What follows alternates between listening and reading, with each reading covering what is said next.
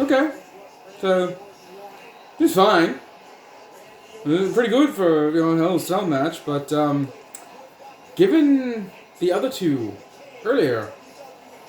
I think the best one, even though the girls were really physical, I think the best one for me was Roman and Jay.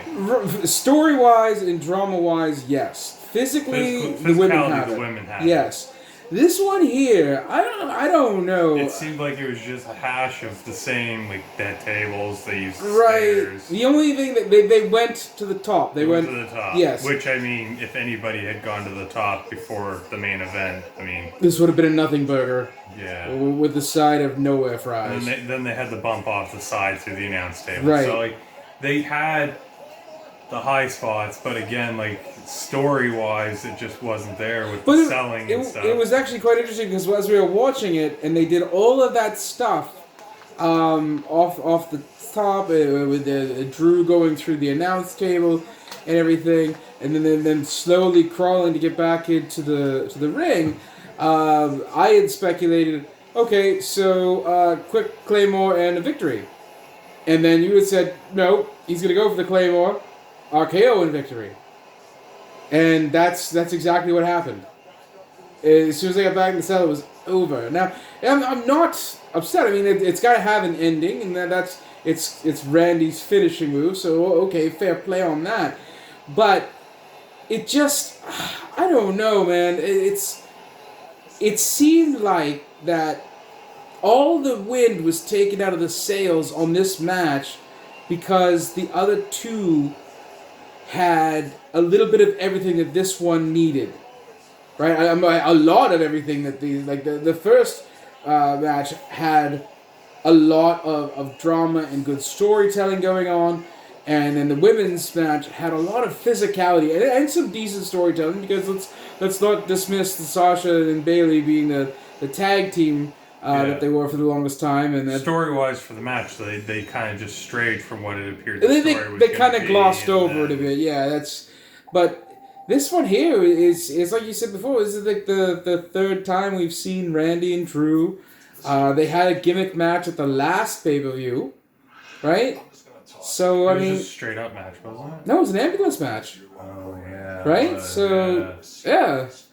The most gimmicky friggin' match that there can be. Yeah, and they had everybody joining in, sort of thing. So, because Ric Flair drove the thing away, and Rick, Christian, Shawn Michaels Big did the Show. kick, and so I mean, just the gimmick upon further gimmicks. I don't know. Well, now there's the case of you just built Drew as your main guy, as your champion, right? And it's like, okay, well, he couldn't beat Randy on his own last month. And guess what? He didn't beat him on his own this month. Right. Although he's the one who defeated Brock Lesnar. Yeah, but he's the one that beat Brock Lesnar. So in record time. Right.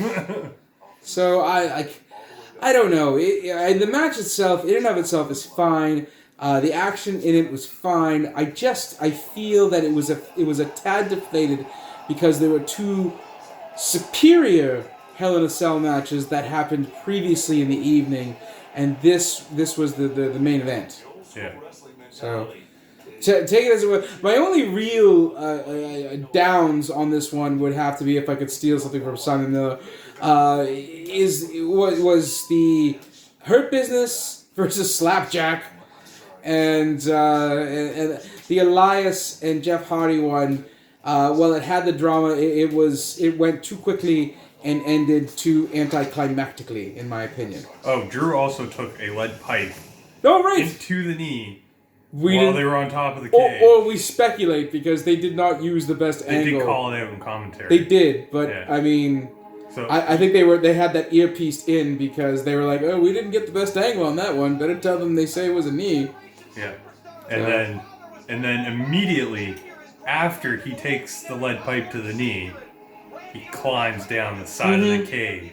And stands on some welds that were conveniently placed there. Stands on some conveniently well-placed, welded foot panels.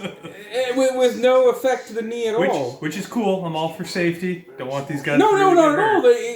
If he's supposed to be selling the Make knee. the frame wider. Right, or put the welds all around the thing. You know, like you did with the hose, except for that section. Except in that section. Right. Because Randy Orton then had to go over a panel and climb down. Look, I'm not going to say. I mean, it was a fine enough match. Notes for the cage manufacturing aside, I do feel though that it was the least of the 3 Hell in a Cell matches this evening.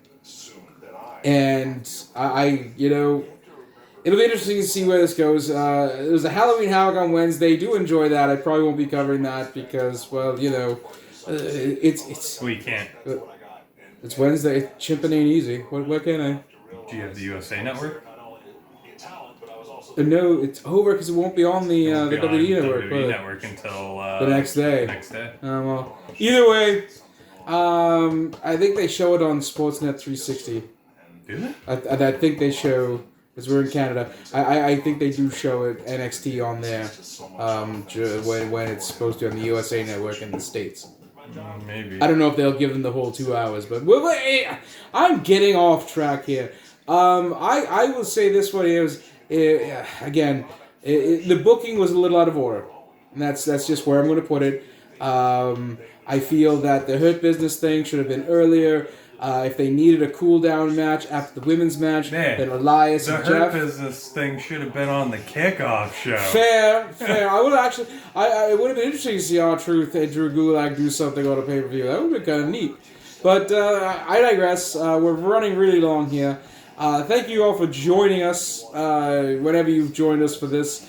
And hopefully we'll see you at Survivor Series. But until then, for Matt Pettifer, doppelganger of WWE referee, what's his name again? Jason Ayers.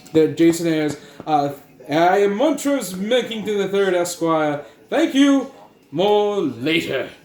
That's interesting. He does look